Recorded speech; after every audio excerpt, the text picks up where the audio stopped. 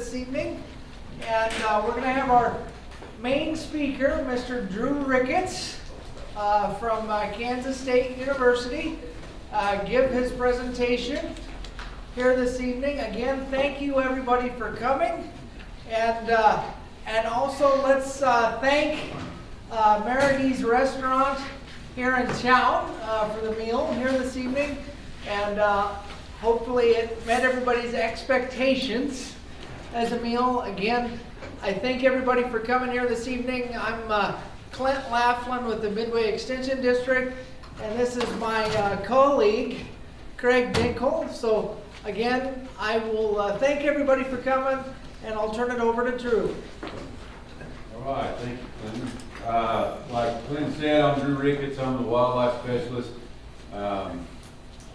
Been trapping since I was smaller than these guys over here, and did part of my PhD studying coyotes, and so this is a program I really enjoy giving.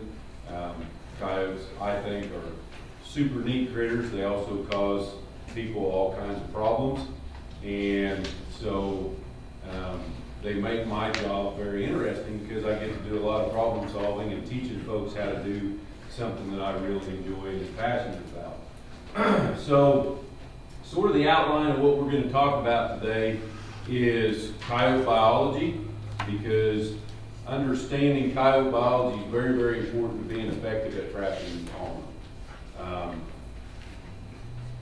When I was a coyote trapper before I started studying them, but after I started studying them, my effectiveness as a trapper just sort of blew up. And so I'm a very firm believer in that. After we talk about coyote biology, then we'll talk about calling, and then we'll talk about trapping.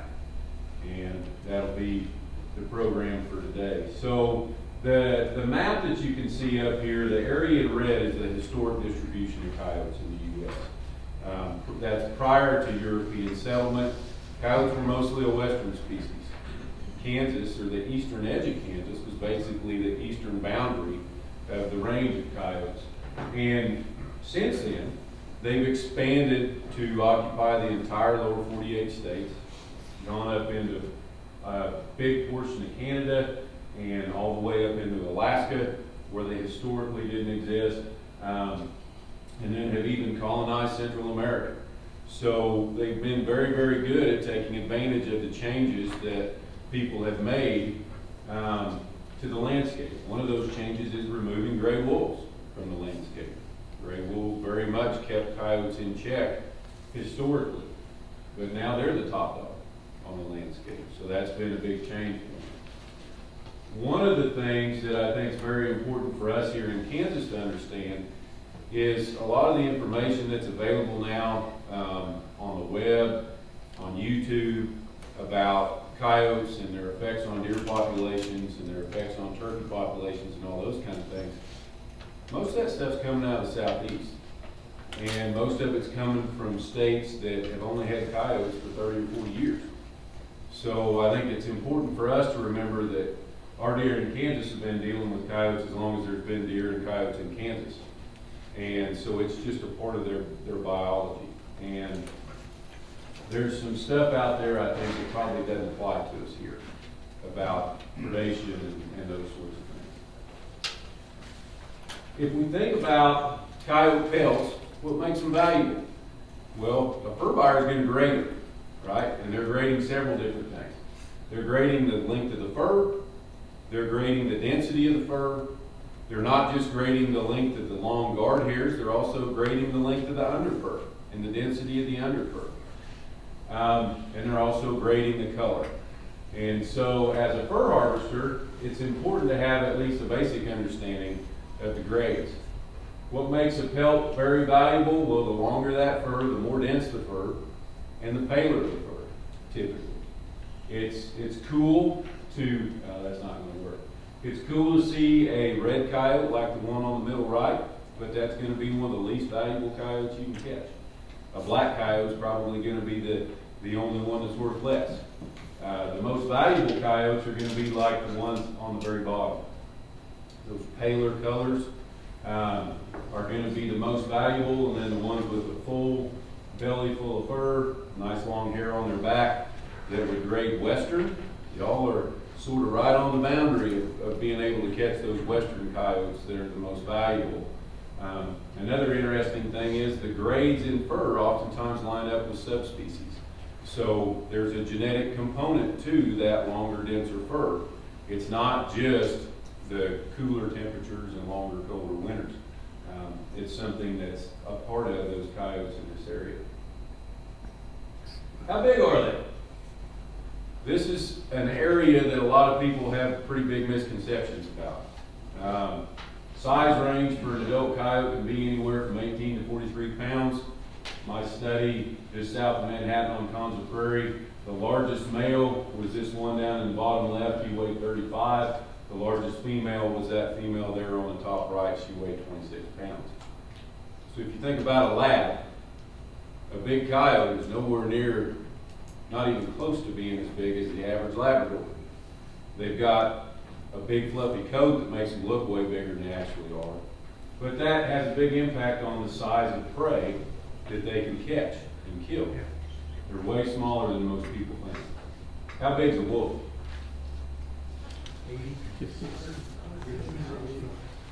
So it depends on where you're at. You know, if you go up into Alaska and Canada and some of those big Yukon wolves, you might be talking about a 140-pound animal. So 100 pounds bigger than a big coyote.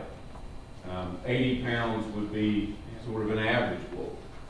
So very, very large size difference between the two species. They can get very old. The oldest coyote in captivity is 22 years old. About like a dog, right? The oldest known coyote from the wild was 14 and a half years. That individual in the bottom left was one that I caught. He had a really bad attitude when we caught him. Most of them don't sit there with their mouth open when you're trying to put a catch pole over their head. You can age coyotes by tooth wear, just like the vet would your dog. That coyote down there in the bottom left, he either had no teeth throughout the entire lower jaw, or they were worn all the way down to the gum line. I didn't send teeth off to have them aged specifically, but that's an old coyote. He was probably older than 10 years old.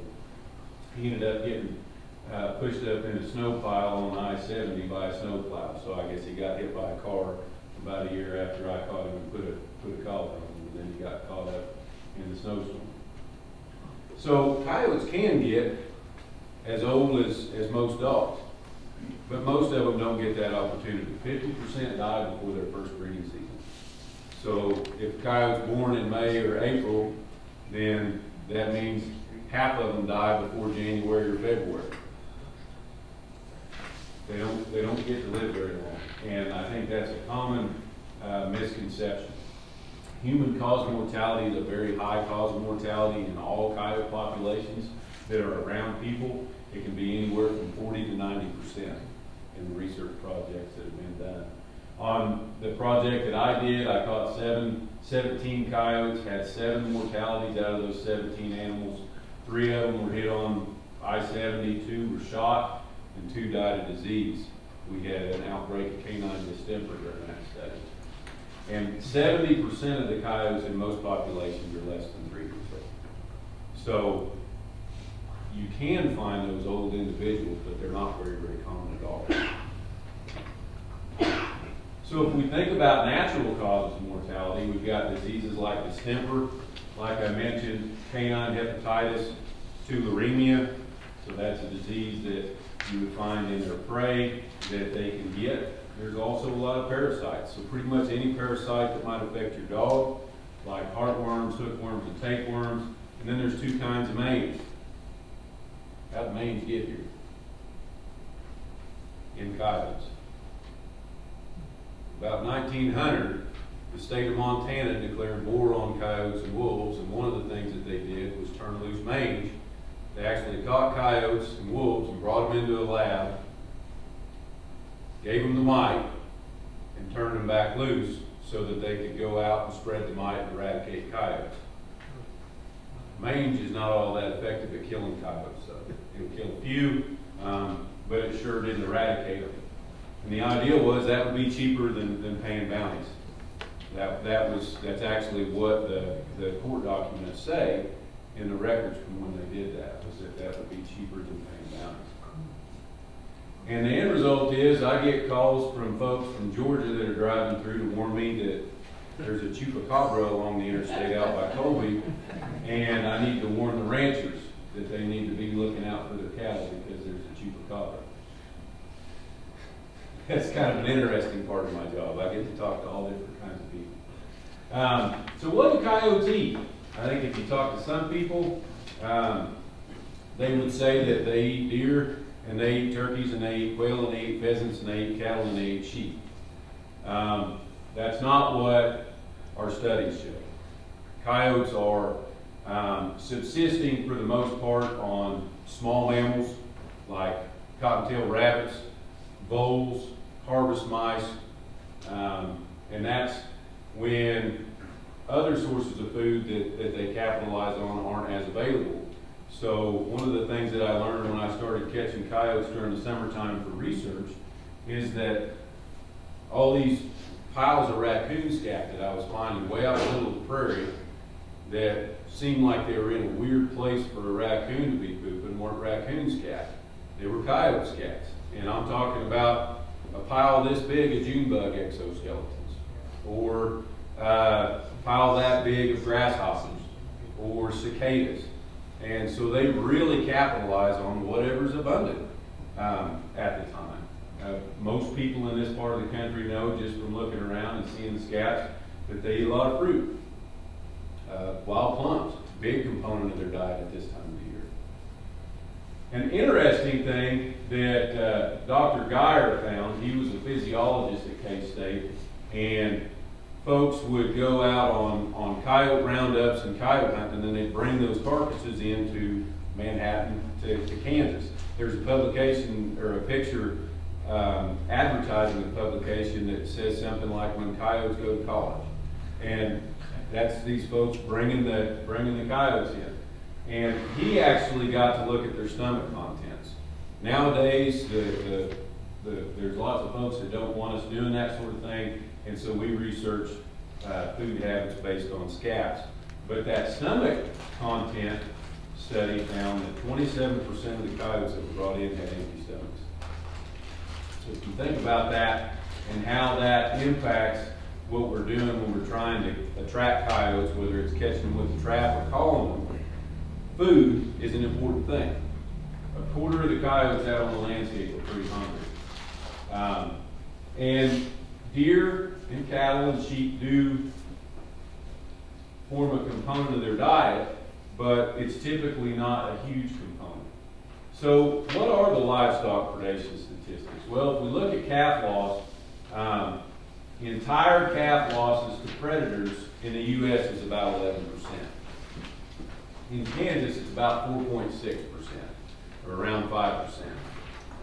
Coyotes are responsible for about 84% of the losses of calves that are due to predation in Kansas. And it's a total cost of $4 million annually to Kansas producers. So it's actually a lot of money. It's a very small percentage of calves that are born and taken to market, but it has a big impact on producers' pocketbook. What about sheep and lambs? Well, sheep and lambs are a lot closer to the prey range, the natural prey range of coyotes. So about 30% of the sheep losses in the U.S. are due to predation. About 40% of the lamb losses in the U.S. are due to predation. Kansas is going to have very similar numbers to those, but interestingly, only 15% of operations report losses to predators. So what that tells me is there are things that sheep producers can do that can help them not have predation issues. And that's a whole different talk. But there's lots of important things that sheep producers can do to try and avoid that. We'll touch on it here briefly in a minute. So coyotes are responsible for 45% of the lamb losses in Kansas and about 90% of the sheep losses. Dogs are the second most common predator of calves, I didn't mention that.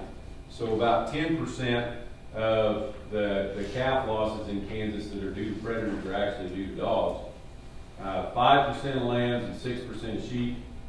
What do you think the next one I'm going to pop up here is for sheep and lambs? Exactly. Somebody in the back went like this. Eagles. 44% of lamb losses are due to eagles. So coyotes and eagles take about the same number every year. So our sheep industry is much smaller than our cattle industry in Kansas, and so this number is not as big, even though it accounts for more of the losses. But about $640,000 are lost to coyotes annually by sheep producers. What about reproduction? So there's one 4 to 5 day estrus period in January or February every year. So coyotes breed once a year. You know, there are dogs that'll come into estrus about every 9 months. For coyotes, it's about every 12. In most years, a female pup that's born this spring isn't going to breed next January or February. But, and this is something kind of crazy that coyotes can do, when resources are high relative to the number of coyotes on the landscape, most of the yearling females will breed that first breeding season. They also can adjust their litter size to how common food is on the landscape. So in a low resource year, there'll be an average of 3 to 4 pups per litter. In a high resource year, it's double that, 8 pups per litter. So coyotes sort of have built-in mechanisms to deal with heavy persecution, whether that's from a wolf or whether that's from us. And that's one of the reasons that we've been trying for 200 years to eradicate them and we haven't been able to. I'll talk about the other piece of that here in a few minutes after we think about space use a little bit. So home range size varies drastically among coyotes. There's a couple of different social structures that I'll talk about more in a minute.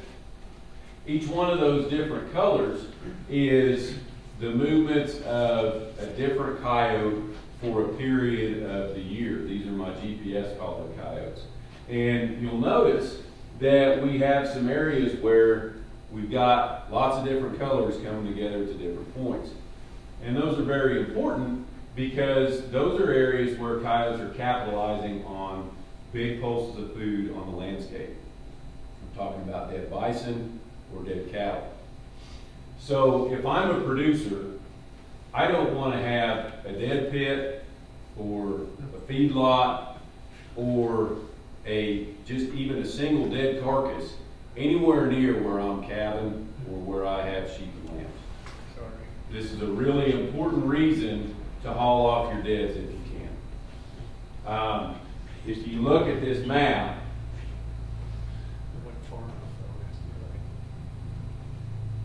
this is a very large cattle operation, and that's their dead pit. This is a bison carcass. This is a bison carcass. So I'll show you another picture here in a minute that shows some even more drastic movements. But those big resources can draw coyotes from a long ways away. How big is a coyote home range? So I told you that they can range anywhere from 2 square miles up to 55 square miles. From my GPS collared coyotes, the average home range size for a female was about 750 acres, and the average home range size for a male was a little less than 900 acres.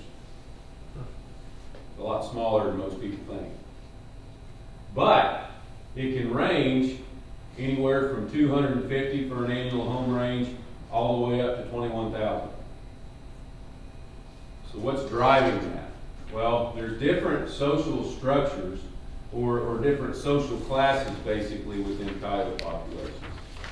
So we have residents that are the breeding pairs that are defending a home range, their offspring from like last year, and it's just going to be 1 or 2 of their offspring from last year, and then their pups from this year. So those are residents. They have a home range that they defend, and that's their territory. The other group is called transients. And the transients are basically floating around in the space, trying to keep from getting their butt whipped by the resident coyotes, waiting on somebody to die. So those residents are going to have a home range that's like a mile section, basically. And I'm not saying the mile section's the boundaries, right? But that's about the size. Whereas the transients are the ones that are going to have 3 mile sections all the way up to 7, like that one that was 21,000. So if we went back to this picture right here, the blue would be a resident, the pink would be a resident, the orange is a resident, the purple is a resident, and that red female is a transient. She doesn't have any big core areas where she's spending a whole lot of time. So what do those home ranges look like? These are heat maps broken down by different biologically important seasons of the year. So that first one would be gestation. That's like, February to April. Nursing, we've had our pups. We're nursing them. Pup training, that's when the adults are sort of teaching them how to hunt. So that's going to be mid-summer to late summer. Dispersal, so that's fall, about this time of the year. Pre-breeding would be mid-November to end of December, and then breeding is going to be that January, February time of the year. So the red areas are areas that have a really high probability of use for this individual. The purple areas have a low probability of use for this critter. So one thing I'd like you to notice is he's not really shifting his resource use on the landscape throughout the year. He's got that red spot that's close to being about in the same spot all year. And he's got a pretty small area that he's using.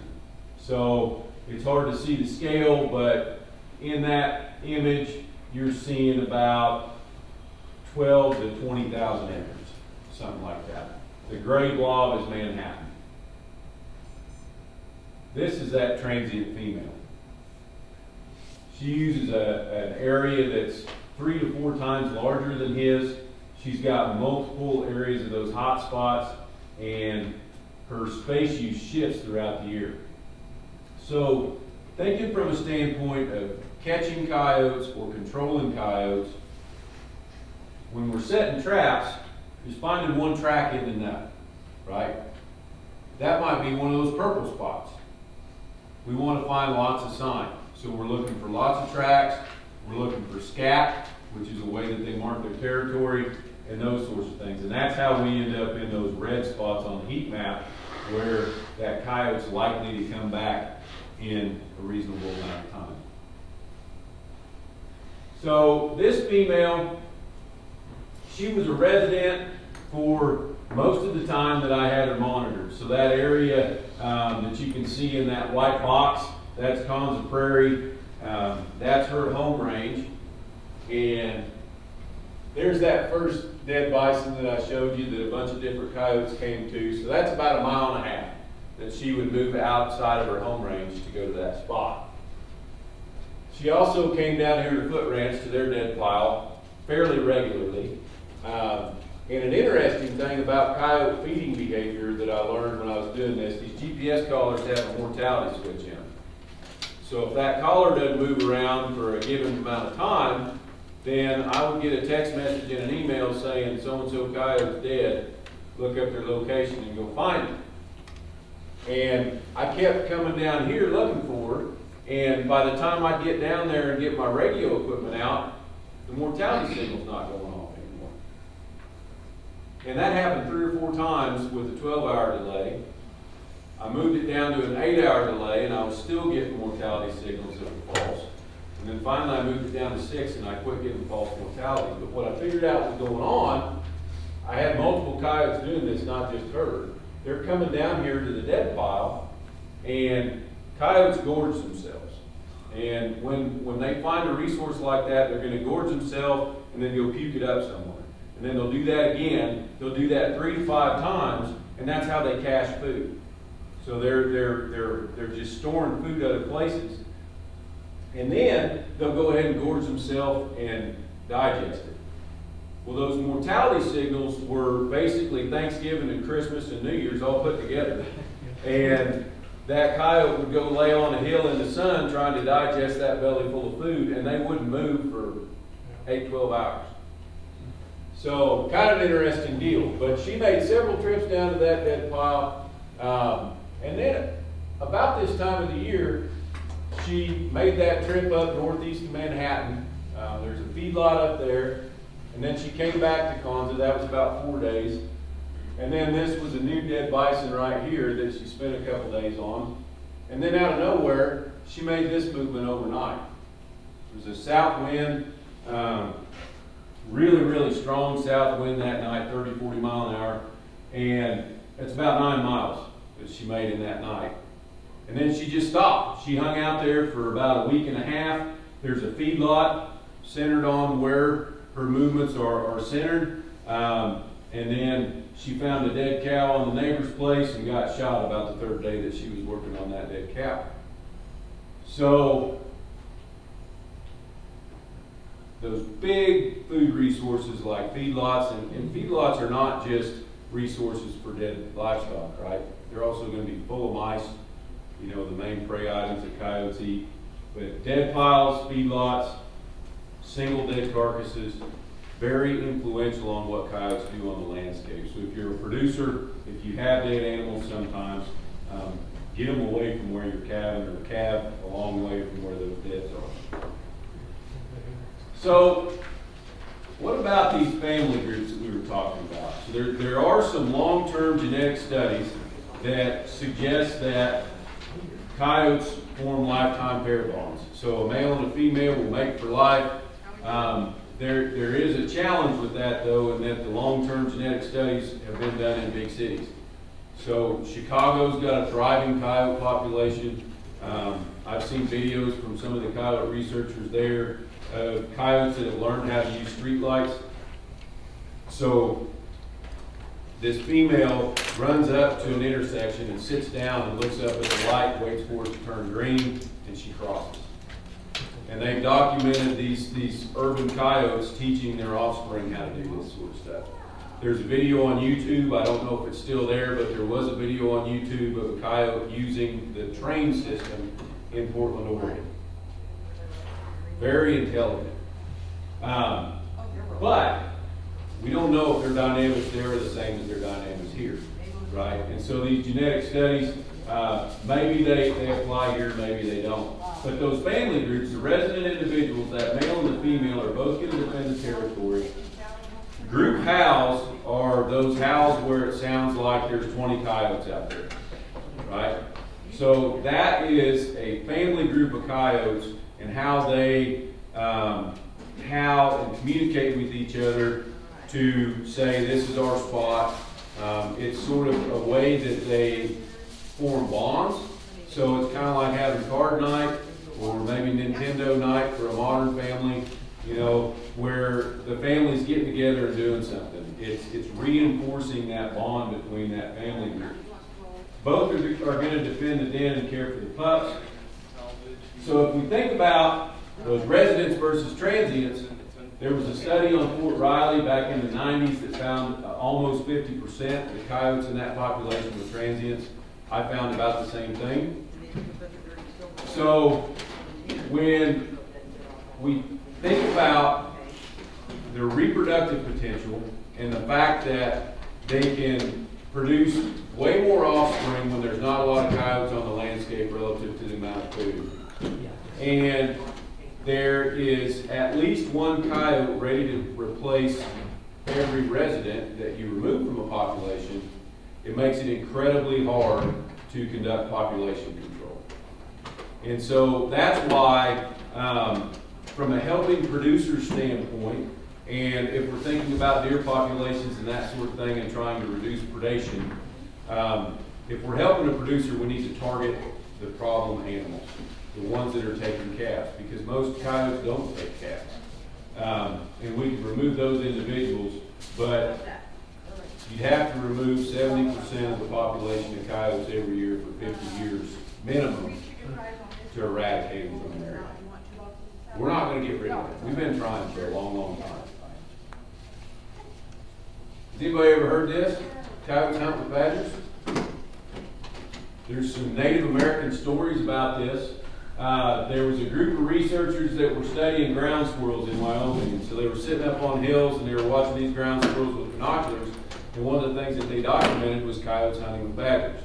And in those ground squirrel colonies, coyotes and badgers together caught a third more ground squirrels than coyotes by themselves or badgers by themselves. It's mutually beneficial because when a badger's digging after a ground squirrel, sometimes it comes out of an escape hole on the back side. Same thing happens to coyotes. So some of the time, that ground squirrel comes out, sees the coyote, and goes back to the badger. Sometimes the badger flushes one out to the coyote. So it's kind of an interesting dynamic. What about abundance?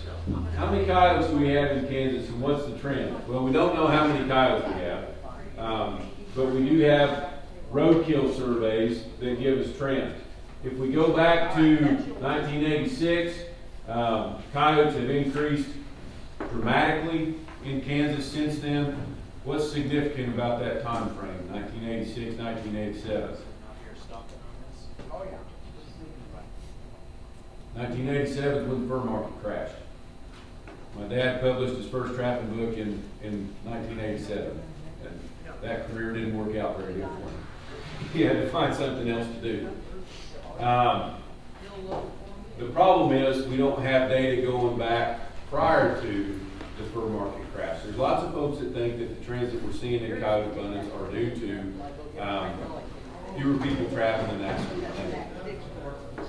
I don't know that I can't say yes, no, maybe, or anything, but my general feeling is that this trend at least is not largely because of a reduction in trappers.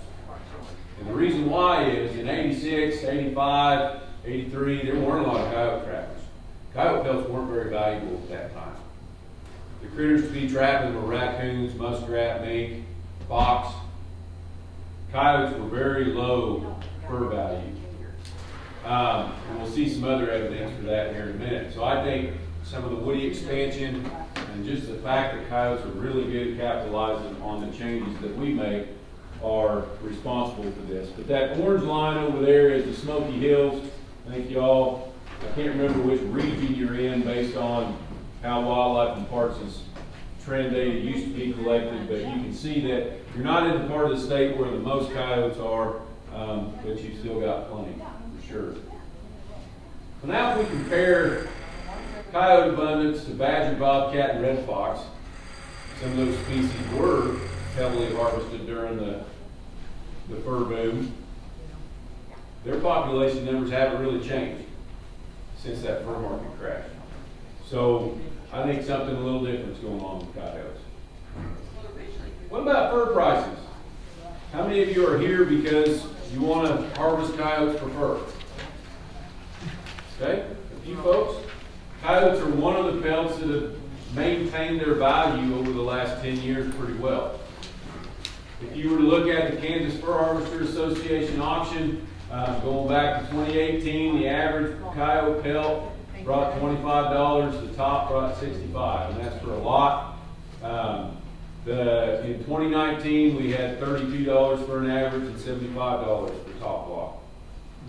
If you were to ship them off to Fur Harvesters Auction in Canada, you'd get what the people who are buying at this auction are being paid. So if you're willing to flesh your hides out, stretch them, and go through that process, you can double your money most of the time. That's something to consider if you're wanting to catch a lot of coyotes. So this is why coyote pelts have stayed high over the last 10 years when a lot of other pelts have declined. So if we think about raccoons, mink, bobcats, a lot of those species are going to Greece and Russia. And so they're an internationally marketed species. Raccoons, most of them have been going to China for the last 20 years. Coyotes are a North American fur product. They're mainly used to line the hoods of parkas. And I had a young lady ask me why that was 2 of these talks ago. So now I can tell you. because inquisitive minds make my mind inquisitive. There was some folks who studied this, and if we look at a coat that has a regular hood with no fur lining on that outside, when the wind blows across the front of that hood, it creates a vacuum and it sucks hot air out of the hood. When you put that fur lining, the fur is of different lengths, and it sort of creates a pocket of air in front of your face, and it keeps that cold air from sucking the heat out of your hood. And so that's why the Inuits a long time ago started doing this, and that's why folks still do it. But that's what's kept coyote prices high over the last 10 years or so relative to other fur items. Whether they're going to be high this year or not, I don't know. A month ago I would have told you yes, because I looked at the August auction results and they looked really promising. Last week or the week before, Grunwald Fur, who is a company that runs a route through Kansas and picks up coyotes and other species that they buy directly from trappers and then directly market to furriers, so they're cutting out a middle person. They canceled their fur routes throughout most of North America. So that's got me a little concerned. I think they're predicting that the fur market is not going to be very good. What about hybrids? How many have watched the documentary Coy Wolf? Anybody ever heard of a coy wolf? It's become a common term, especially in the eastern U.S. So some folks used museum specimens of skulls, looked at skull characteristics. They also ran some genetic samples on pelts that were in museum specimens, and they got a whole bunch of samples from pelts from trappers. And they looked at hybridization between wolves and coyotes. So if you look at this map, Kansas is basically the eastern boundary of where the coyotes are pretty pure. So that historic coyote range, and then going up into Alaska where they weren't previously, most of the coyotes are coyotes. You get east of here and most of the coyotes have wolf DNA in them. That makes how they hunt different. They've got longer legs, they average bigger sizes, and so they're better predators of critters like deer than the coyotes that we have here. Coyotes also hybridize with dogs fairly regularly. I haven't seen one personally, but it's not that uncommon for me to hear folks talking about coyote dog hybrids. So you're probably not going to see a coyote wolf hybrid in Kansas, but you very well could see coyote dog hybrids in our state. So let's think about calling. Why do coyotes come to calls? Well, I told you one of the things when we talked about diet, right? 25% of those coyote bellies are empty on average. So hunger is a big reason that coyotes come to calls. So prey sounds are a good thing to use. Greed or competition. So if they hear a prey sound, one reason they might come is because they're hungry. Another reason they might come is so that they can take that food away from their neighbor who's caught a rabbit. Curiosity or entertainment. We've probably all seen videos of predators throwing prey around and things like that. They're just like dogs. They like to play with stuff. And the entertainment of either hearing prey sounds or hearing a coyote fight or something like that is something that will attract them. Social communication. So we can make lots and lots and lots of different coyote vocalizations. We'll talk about a few of those in a minute. And then territory defense. So coyotes maintain their territories by vocalizations, by urinating, and by defecating. Those are the three main ways, in addition to direct conflict. So those things are very important. There's several different vocalization types. So there's some greeting vocalizations. There are contact vocalizations, which can be really good if we're trying to locate coyotes or if we're trying to call them in using vocalizations. There's also a lot of agonistic sounds.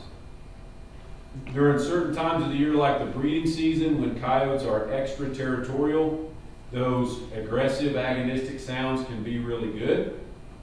This time of the year, if you're after numbers, they're typically not going to be very good because the largest component of the coyote population on the landscape is pretty young right now.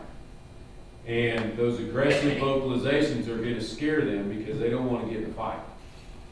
So right now is not the time to use things like bark howls and barks and things like that. We'll see what some of those sound like. So here's a lone howl, just a basic old coyote howl.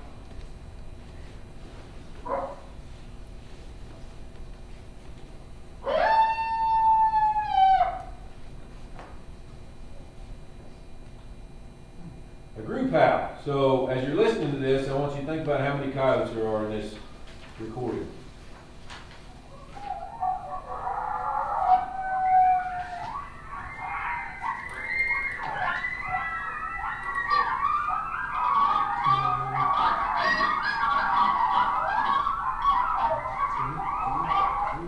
How many is it? 6. 3, 2, 4, 5. Anybody gonna say 10? 10? I've had people say 20. No takers on 20. Here's some video that got caught on a trail camera.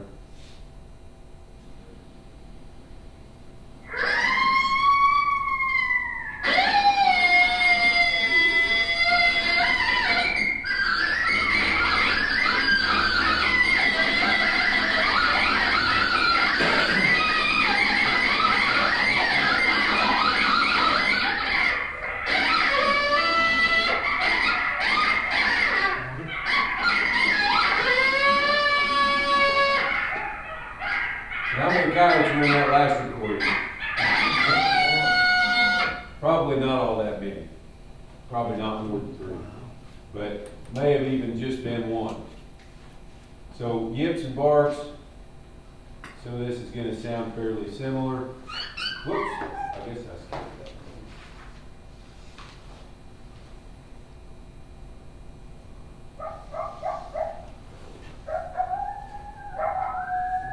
Some of this can be more aggressive. This time of the year, you probably don't want to use these kind of vocalizations. And then a pup distress. So if you're calling coyotes during the summertime around a den, you know, this is like 6-week-old pups is what we're listening to here. So if you know you got a coyote in close, this type of call can work really, really well to draw that pair out. Okay, so what are the legal methods to take for coyotes? First, we're going to talk about the hunting and shooting stuff, and then we'll talk about trapping and snaring. So I've got shooting and calling listed separate here because there's a lot of folks who shoot coyotes that never touch the call, right? We're shooting them out of the truck, potentially, hopefully not while we're on a road. If we're out in a pasture, that's legal, but if we're on the road, technically we're not supposed to be discharging a firearm within 100 feet of the road. So make sure you get out of the truck and go lean your rifle over a fence post if you're wanting to shoot one off the road. Also calling them in, trapping, and snaring. So if we're thinking about shooting and calling, the legal equipment is going to be basically any firearm as long as it's not fully automatic. You can use a shotgun, a rifle, a pistol. Archery equipment's legal. Calls, lures, baits, and decoys. And then coyotes and other fur bearers can be taken at night without the aid of artificial light during the legal season. And there's no season on coyotes. So we've recently added a season that allows us to use artificial light in other devices at night. But it's always been legal to shoot coyotes at night as long as you didn't have light. How does that make sense? What's the scenario where that would work? Full moon and snow, right? You can call coyotes in and see them coming from a long ways away when you've got full moon and snow. And then, very different from our other species of wildlife in Kansas, vehicles and radios can be used while taking coyotes. There's your greyhound hunters. New for 2021, so we're about to have in January our second night vision thermal and artificial light season.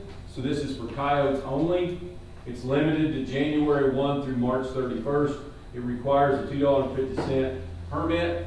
It's not because they want to charge you for using it. It's because that's the least amount of money they can charge, and they want to know how many people are using this stuff. Use of vehicles is not permitted. So if you've seen the YouTube videos from Texas and Oklahoma where we got a big rack in the back of a gator or a pickup and guys are shining off of that, that's not legal here. You can't use a vehicle while you're hunting at night in Kansas. It's also not allowed on any public land at all. This is very contentious. I sat in on the commission meeting where it got approved. It was a split vote. I think there were like 4 for it and 3 against it within the commission. I go to meetings like this, and oftentimes there's somebody in the room that's very vocal about being opposed to the use of this equipment.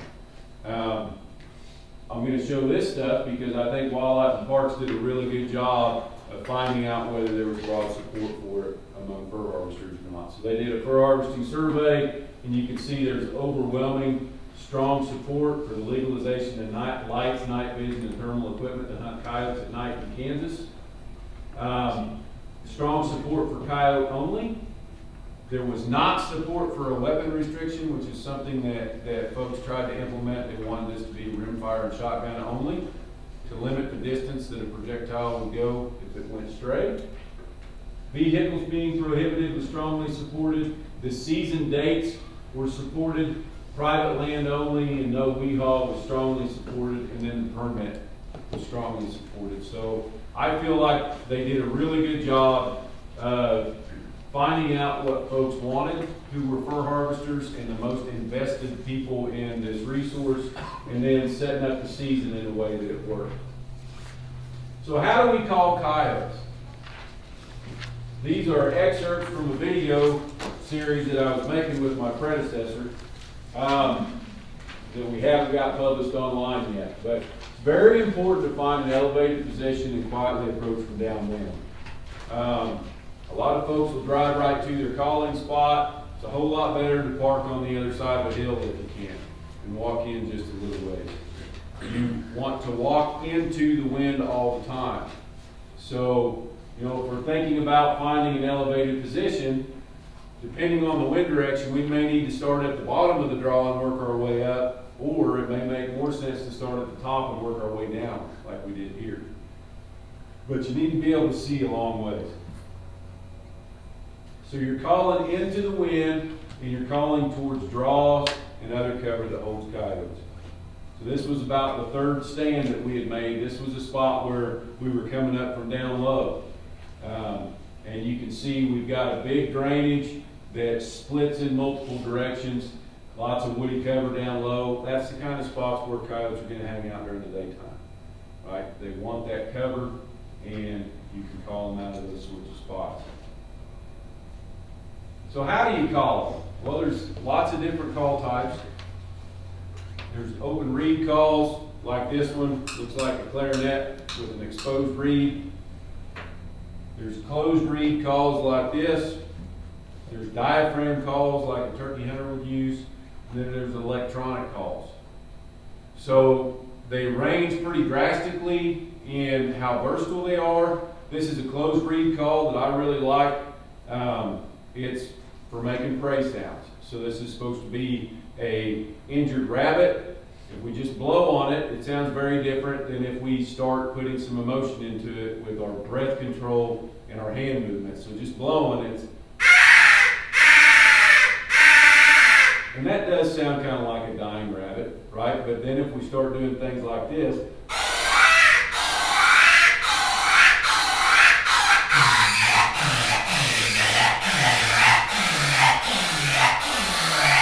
so you can do a lot of different things even with this basic call. The other thing that I really like about it is, let's say I'm doing that and a coyote hangs up there about 200 yards away, or 200 yards is too far, 100 yards, and I can't get a shot on it. This has a built-in mouth squeaker, so I can change and give them something else. And that's a different prey sound that might get their attention after I've lost it because of something else. Open reed calls, this is the very first call. It's not the one, but this is the first coyote call I ever bought. It's very specific. It's for making coyote vocalizations. I like this one because I think the wood barrel makes a more realistic tone, but we can do coyote howls with it. Just a regular old howl. We can do those group howls just by moving it around a bunch.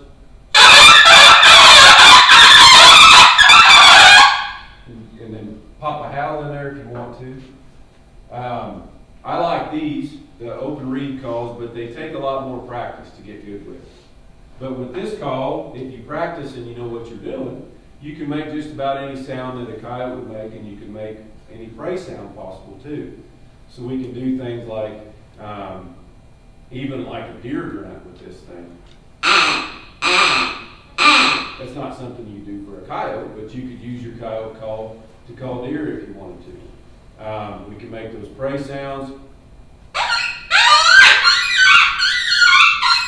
And I'm screwing up here. That was actually a puppy in distress, so like an older puppy than what we heard there. A prey sound would be more like.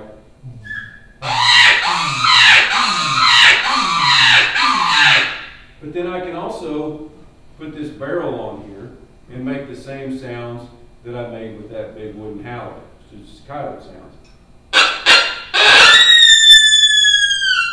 And all those other vocalizations that we might want to make too. So if you can learn how to do one of these, they're pretty versatile and they'll work in any sort of weather conditions. A closed reed call like this, when it gets cold, everything's closed up, there's moisture in your breath, and that reed will freeze and stall out.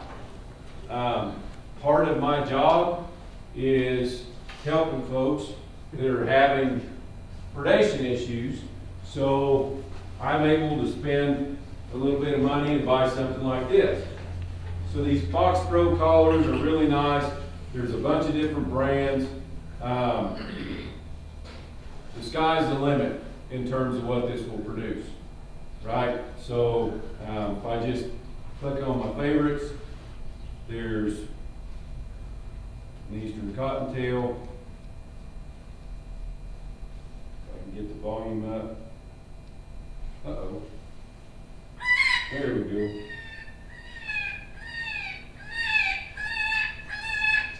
It's got a feature that when there's a large percussion by it, it'll switch to a different sound.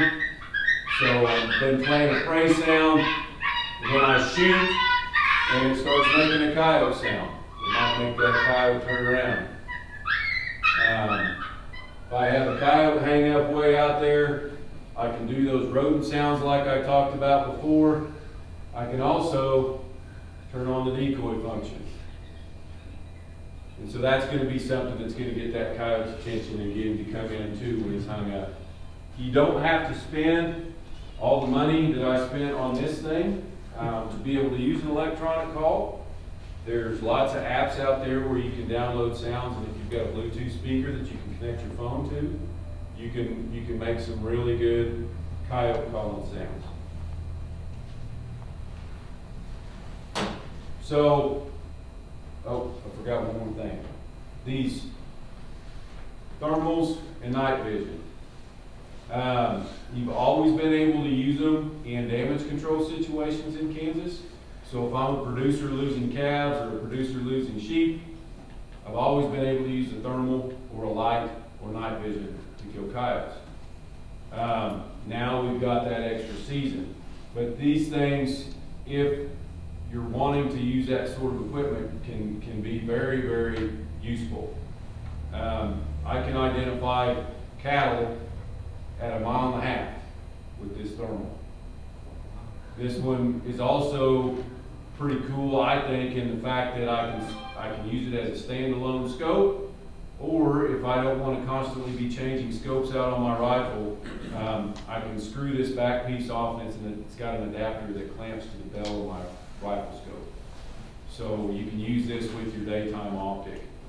One thing that I learned very quickly after I got this was if you do have a clip-on system like that, it's not as simple as just shooting through the thermal like you might think it would be.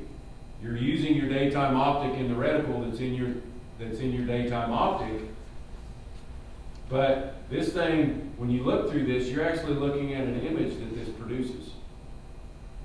And so you have to calibrate it so that the center of this image is over the center of your crosshairs on your rifle. So if you buy something like this, make sure you take the time to learn how to use it before you go out with it the first time. Because you can be off by truck lengths if you just pop it on there and think it's going to work. That would be equivalent to taking a scope out of a box and putting it on your rifle and not trying it before we went hunting. Trapping and snaring. So our legal equipment, if we're dispatching animals that are in traps in the dark using a light, then you have to use rimfire stuff. So 17 caliber or 22 caliber rimfire if you're using a light to shoot dispatch trapped animals. If you're dispatching stuff during the daytime, you can use whatever you want. If you're trapping for fur, I don't recommend you use anything bigger than 22 because you're going to damage the pelts and have to do a whole lot more sewing than you probably want to if you use anything big. Foothold traps used in land sets cannot have a jaw spread greater than 7 inches. That's a relatively new rule. And the reason the rule came about is because there's a very popular trapper out of the southeast that has a lot of information on the internet, and he likes to use beaver traps for coyotes and bobcats because he can take this 2-inch trigger and weld an electrical box cover onto that in a beaver trap, and he increases what we call the kill area on the trap a great deal. But some folks didn't think that we wanted great big beaver footholds that might be this much bigger than this trap set on land. And so we got a regulation passed that doesn't allow that. Body gripping traps can't be larger than 8 inches. So a 220 would be the numerical size of a body gripping trap that's legal to set on land in Kansas, which is too small for a coyote, pretty much. So body gripping traps are not really a good option for trapping coyotes. Snares can't be set within 50 feet of a roadway unless you own the land, you're an immediate relative of the landowner, or you're being hired to trap that property because of a damage situation. So we don't want snares next to roads unless the folks who want them, who are in control of the property, want them to be there.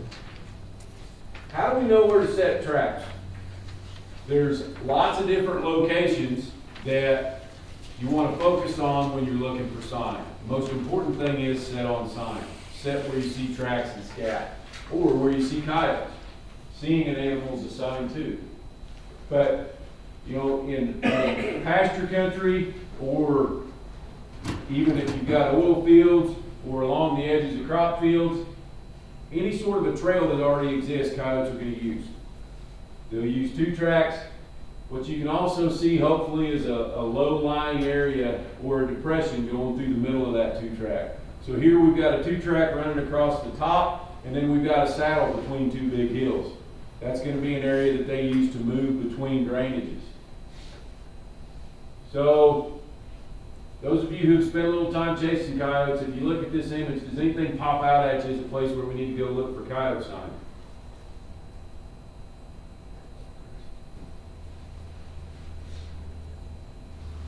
First thing that jumps out at me is that pond. Pond dams are almost always visited by coyotes. If there's a pond in an area that I'm trapping, I'm going to check it out. Those corners where there's an abrupt transition between cover types and we have a corner jutting out, you can set traps on either side of that corner. If there's sign there, those are going to be good locations. Also, just where we have an abrupt change in the landscape, where we've got different cover types poking out. Drainages. Coyotes use drainages. So if we're thinking about those saddles, this would be a situation where we had a saddle on that hill. But you probably have coyotes coming up that drainage and skipping over here and going down this one, and vice versa. Linear corridors or straight line corridors along habitat transitions. So coyotes are edge species. Anytime we've got different cover types coming together, those are locations where they're going to hit. And then here, we've got sort of all of it coming together. We've got a big drainage coming down. We've got 1, 2, 3 different cover types coming together here. That's probably going to be a big time hot spot for coyote use of the area. And again, set on sign.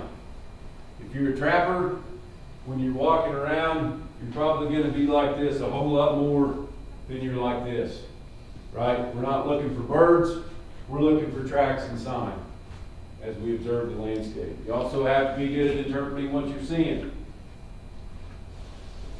Most coyote tracks don't look that pretty, right? Here we've got what we call a double register. So that larger track is the hind foot, or excuse me, the front foot, and then the smaller hind foot came down right on top of it. So you need to be able to interpret that sort of stuff. And the more sign you look at, the better you'll get. Scat, another really important one. At some point, you'll need to learn how to identify the difference between coyote and bobcat scat, or coyote scat and dog scat. So the next portion of this, the trapping instruction, it's hard for me to stand here and tell you guys how to make a set and do a good job of it. Fortunately, Charlie and I made some videos before he retired. This is one of them from YouTube. So a dirt hole set is a very common set. It's a good set for beginners. You've got a good backing, you've got a hole that's an attractant for the coyotes, and you can block it out pretty well. So let's listen to Charlie and see Charlie show how to make a dirt hole set. We want to set as close to where the coyotes are moving as possible. Look this side over, coyotes running down this 2-track trail, a little bit of a cut bank here on the east side. So we'll set a trap, the dirt hole set right here in the edge of the bank. Ground looks pretty hard, pretty firm. Been a while since it rained. Might take me a little while to dig a dirt hole in, but sometimes the ground's easy to dig and other times it's not. And this is a time that it's not.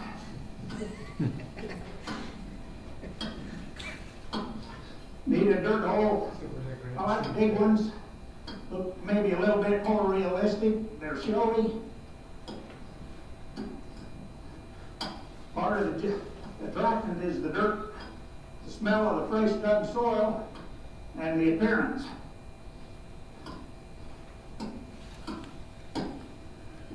Usually use a kneeling pad, not so much to keep my scent, but it reduces the scent I leave here, but also keeps my knees out of the stickers.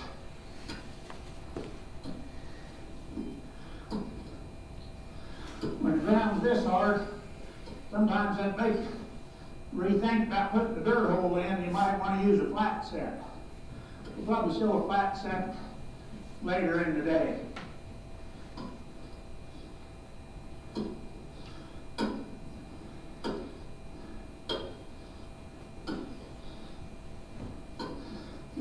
Even though this is the middle of summer, hard as the ground is, it reminds me of digging when it's frozen.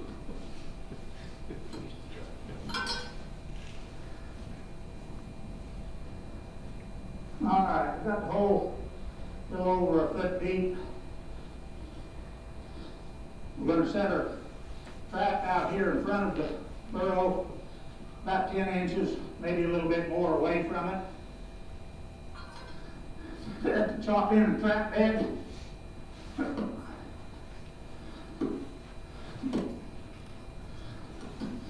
Like to make my trap beds a little bit deeper than some folks do. Then refill them back in the bottom with loose dirt. Just allows you to bed that trap in some nice soft dirt. We're going to be using a Jake square jaw trap.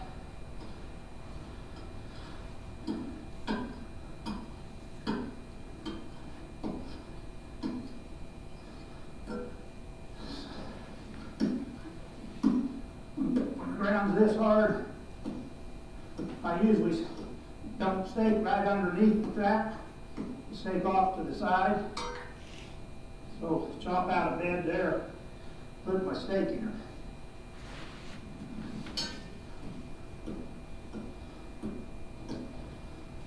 Alright. Using a jake trap with a shock spring in it, 3 swivels. Set it. I use polyfill underneath the pan to keep the soil out from going underneath. Don't like too much so it sticks out the edges, but big enough to fill all the gap. On these traps, I use my knee to help set them.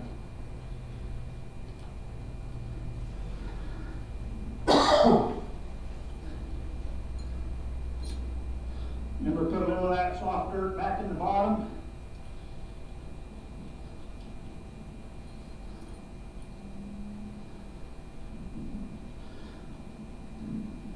Then we go to bedding it in solid. By that I mean you take your fingers, holding the trap jaw open, one hand, packing soil all the way around the outside of those jaws with the other.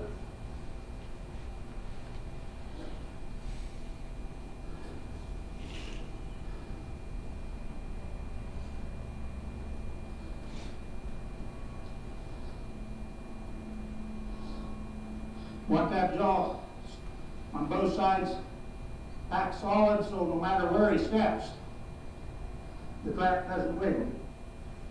Got it bedded in there pretty good. Now to stake it down, I use a 2-foot rebar stake. Drive it straight in on ground that's this solid, that much clay. Occasionally you'll have to use 2 stakes. Just depends on your soil types.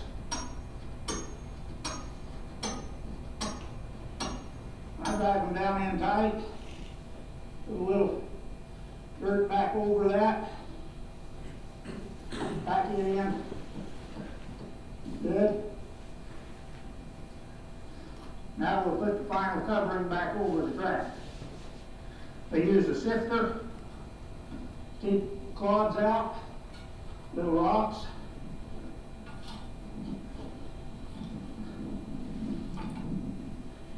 Just shake it over the trap.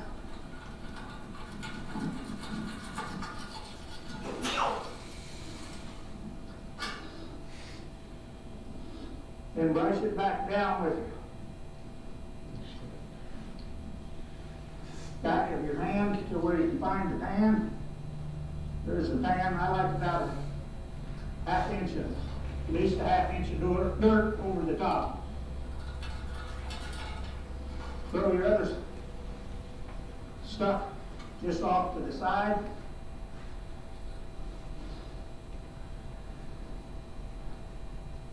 Again, backing it down good and tight around your trap. There's a little bit of a gap right here. I want to throw it in here where it goes over the pan, not around it. We'll put a blocker right there. And I'll put a little bit of a blocker on this side.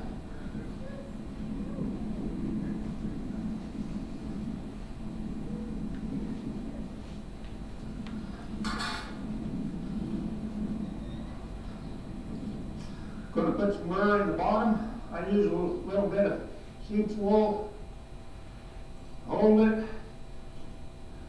Keeps your smell from being absorbed down into the soil.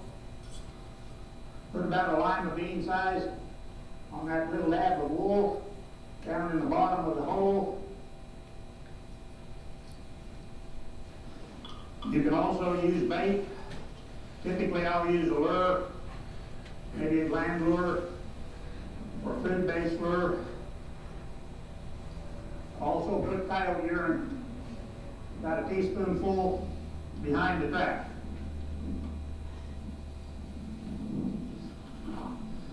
Pick your stuff up.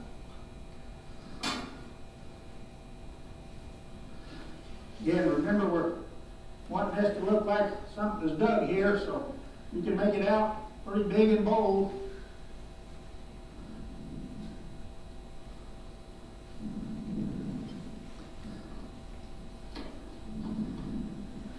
would be the coyote turtle set. So when you're thinking about where to make sets, important things to think about are having some sort of backing behind this dirt hole dug into the side of a hill, right? So a coyote's not going to be very effective at seeing down into it from above. We've also got a weed poking out of the back.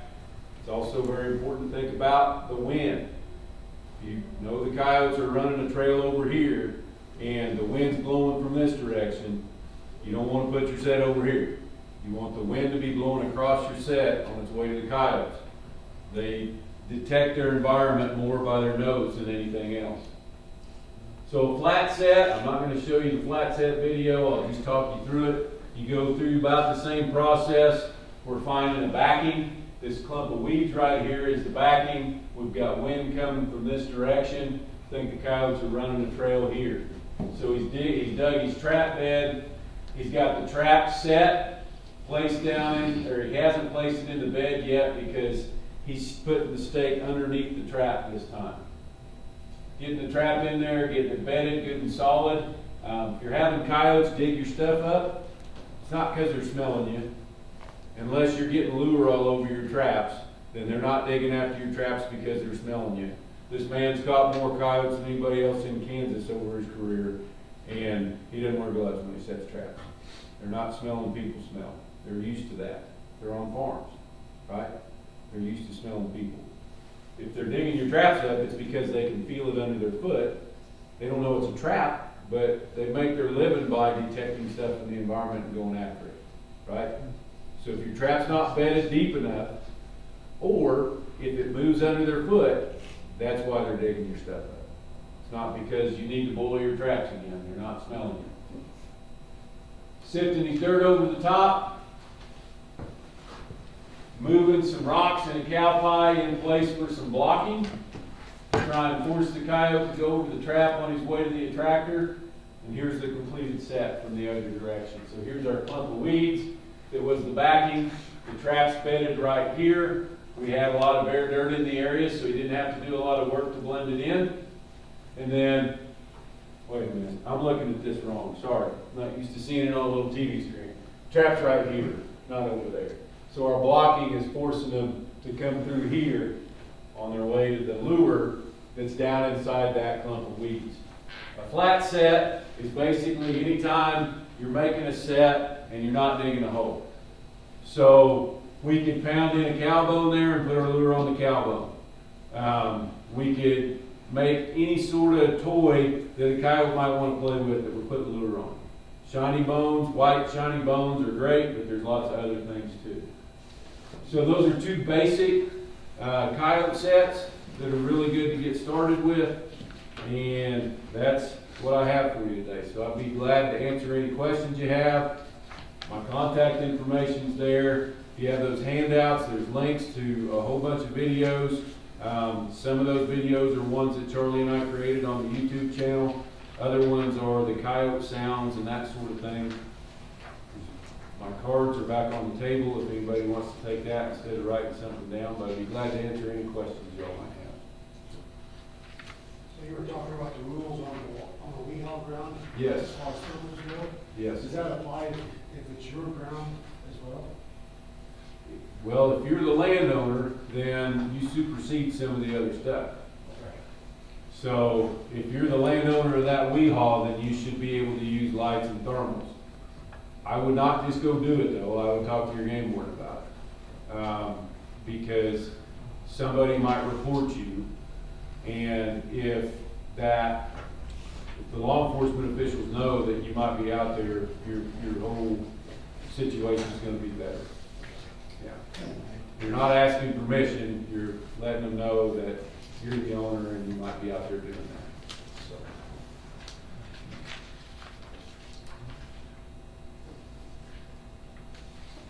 Why was the thermal and artificial light only from January to March? And are they looking to maybe extend that in the coming years? In the coming years, I would say that there is potential, but that will be most likely a vote by the commission. The reason they constrained it to that time of the year was to avoid the busiest times of the year for game wardens. They did not want to open this up during deer season immediately so that folks were constantly reporting poachers. And they also wanted to do their best to avoid the time of the year when folks might try and use this equipment to poach antlered deer as well. So it's kind of twofold.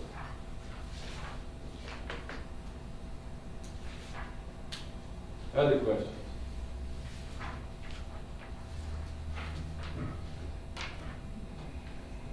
Do you have to contact your local people if you're gonna be doing this for, you said it was legal, the nighttime stuff, to control predators or like coyotes? Do you have to contact your local people before you go do this? So when it's for control, it's gotta either be on your land or you're being hired and you have an animal damage control permit, one or the other. It would be wise to alert the authorities, just so they know if somebody calls, but you don't have to. It's not prerequisite. No, yeah, but that's the limitation of it. You either have to be the landowner that's losing property or have an animal damage control permit and be under that landowner's authority. Drew, where would you get that permit? Through your local extension office. Okay. You can get a hold of your extension agent. The testing materials are available to them. You yourself can download all the information that you would need to study before you take the test on my website. So if you go to wildlife.k-state.edu and click on nuisance animal damage control, there'll be links to all that stuff. But you take that test at your county extension office. And in our office, I know we've had a couple people take it. So if you want to see some written, see the written version of it, I've got that in the office ready to go. So. You mean the piece that hadn't been filled out yet? Right. Yeah, the test materials. Yeah. Yeah. Now, it's not an open, it's an open book test, but it's not a take-home test. What else?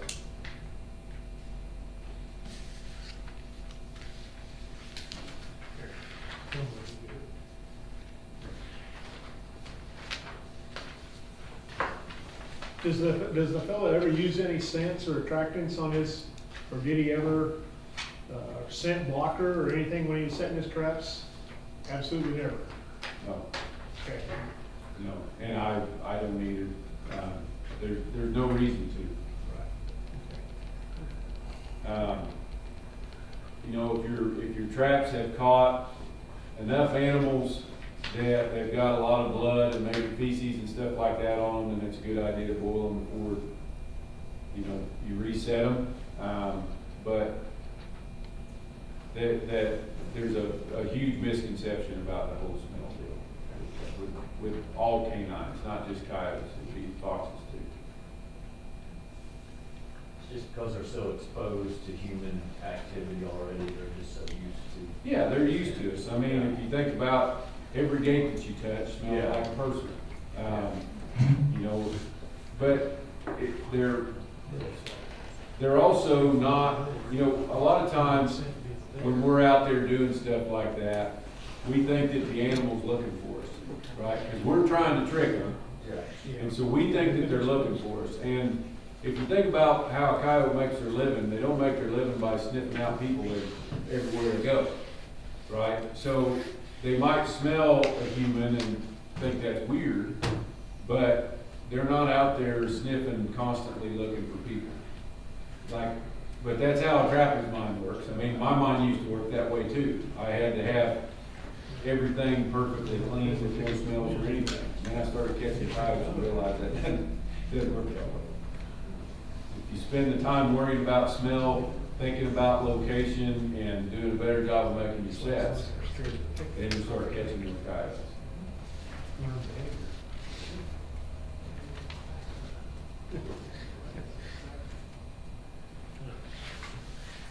Any other questions for Drew?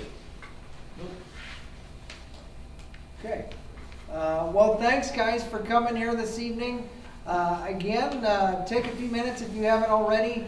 Fill out your evaluation on our workshop here this evening, and also your demographic collection form. And I'll take those before you leave. And we do have a couple extra copies of the presentation. Feel free to take those, have another drink of water or tea, and again, thanks everybody for coming. If you want to go back and watch this, we did record it here this evening, so we'll get that posted on our website. So midway.kstate.edu, and so it's our extension website. So feel free to go back and watch that. And and if you haven't had a chance to sign in, please do so. We'd love to have proof that you guys were here. And again, thanks everybody for coming. Thank you.